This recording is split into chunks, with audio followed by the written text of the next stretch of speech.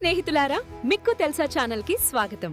మీకు వీడియో నచ్చితే దయచేసి లైక్ చేయండి, షేర్ చేయండి మరియు సబ్స్క్రైబ్ చేయండి. ప్రపంచంలోకెల్లా అత్యంత ప్రమాదకరమైన వ్యక్తులు ఎవరంటే ఆయుధాలు పట్టుకున్నవాళ్లు కాదు, మనస్సుల్ని నియంత్రించగలిగేవాళ్లు. ఈరోజు మనం కొందరు మేధావులు రహస్యంగా ఉంచే ఆ 8 చీకటి సూత్రాల గురించి తెలుసుకోబోతున్నాం.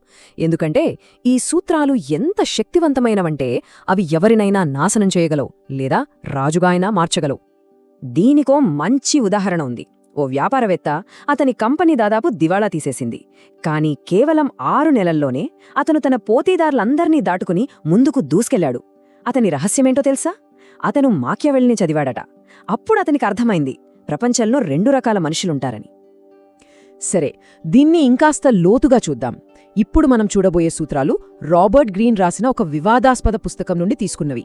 ఇవి ఇతరులను తప్పుదారి పట్టించడానికి కాదు, మనల్ని మనం రక్షించుకోవడానికి అవసరమైన జ్ఞానాన్ని ఇవ్వడానికే. ఎందుకంటే ఈ నియమాలు ఆఫీస్లో, వ్యాపారంలో, సంబంధాలలో, చివరికి మన కుటుంబంలో కూడా తెలియకుండానే పనిచేస్తుంటాయి. సరే, ఇక మొదటి 2 సూత్రాల్లోకి వెళ్దాం. ఇవి మనకన్నా పై స్థాయిలో ఉన్నవాళ్లతో, మన పక్కన ఉన్నవాళ్లతో సంబంధాలను ఎలా నిర్వహించాలో చెబుతాయి. మొదటి సూత్రం: ఎప్పుడూ మీ యజమానిని మించి ప్రకాశించవద్దు. ఇది వినడానికి కొంచెం విచిత్రంగా ఉంది కదా, కాని ఇదే నిజం. ఇది మనుగడకు చాలా చాలా కీలకం. ఈ స్లైడ్లో ఉన్న కథ దీన్ని అద్భుతంగా వివరిస్తోంది. అప్పట్లో ఫ్రాన్స్లో నికోలస్ ఫూకే అనే మంత్రి తన రాజుకోసం ఒక అద్భుతమైన పార్టీ ఇచ్చాడు. కాని ఆ పార్టీ రాజుకే అసూయ కలిగేలా చేసింది. దాని ఫలితమేంటంటే మరుసటి రోజే ఫూకే జీవితాంతం జైలు పాలయ్యాడు. ఎందుకంటే అతను ఒక ప్రాథమిక నియమాన్ని మర్చిపోయాడు: అధికారమున్నవారి అహాన్ని ఎప్పుడూ దెబ్బతీయకూడదు.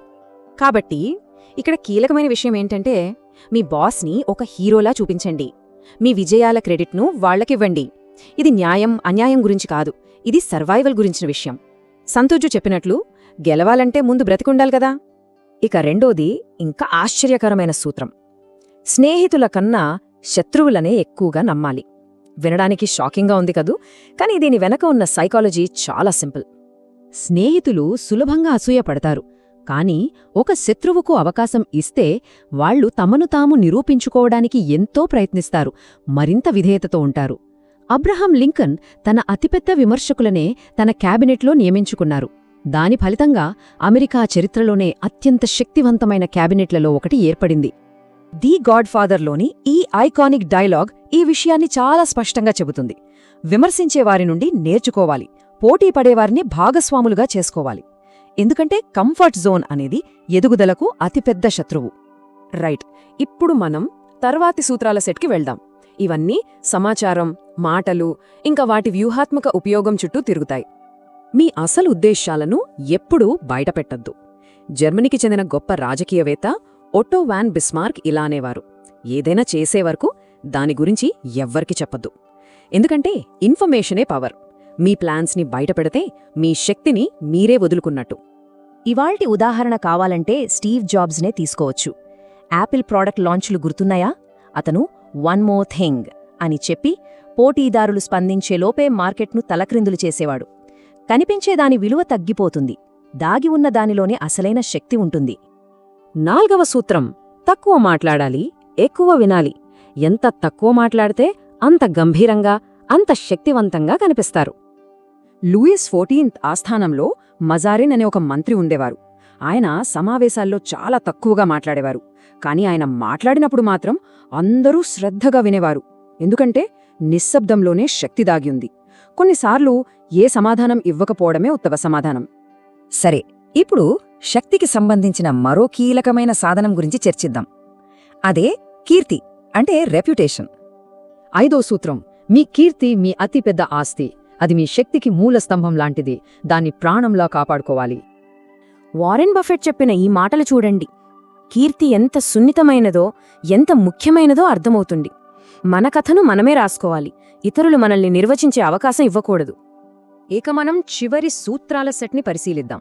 ఇవి విలువను ఎలా సృష్టించాలి, ఎదుటివాళ్ల ఆలోచనల్ని ఎలా మార్చాలి అనే దాని గురించి చెబుతాయి. 6వ సూత్రం: సులభంగా దొరికేదానికి విలువ ఉండదు. ఒక వస్తువును పొందడం ఎంత కష్టంగా ఉంటే దాని విలువ అంత పెరుగుతుంది. ఉదాహరణకు, వజ్రాలు విలువైనవి ఎందుకు? అవి అరుదైనవి కాబట్టి. కానీ అసలు విషయమేంటంటే డీబీర్స్ అనే కంపెనీ కావాలనే కొరతను సృష్టించి వాటి సరఫరాను కంట్రోల్ చేసింది. దాని ఫలితంగా ఒక కార్బన్ ముక్క లక్షల రూపాయలకు అమ్ముడవుతోంది. 7వ సూత్రం చాలా వివాదాస్పదమైనది. ఇతరులతో పని చేయించుకోండి, కాని కీర్తిని మాత్రం మీరే పొందండి. ఇది నైతికంగా సరియైనది కాకపోవచ్చు, కాని చరిత్రలో ఇది పదే పదే జరిగింది. థామస్ ఎడిసన్నే తీసుకోండి. ఆయన గొప్ప ఆవిష్కర్తగా పేరు పొందారు. కాని ఆయన ప్రయోగశాలలో టెస్లా లాంటి ఎందరో తెలివైన వ్యక్తులు పనిచేసేవారు. వారి ఆలోచనలు, వారి శ్రమ అవే ఆవిష్కరణలకు కారణం. కాని పేటెంట్లు, కీర్తి ఎవరికి దక్కాయి? ఎడిసన్కు. ఇక చివరిది 8వ సూత్రం. ప్రజలు వాస్తవాలను కాదు, భావాలను కొంటారు. వస్తువులను కాదు, కలలను కొంటారు. ఫెరారీ కారును అమ్మదు, హోదాను అమ్ముతుంది.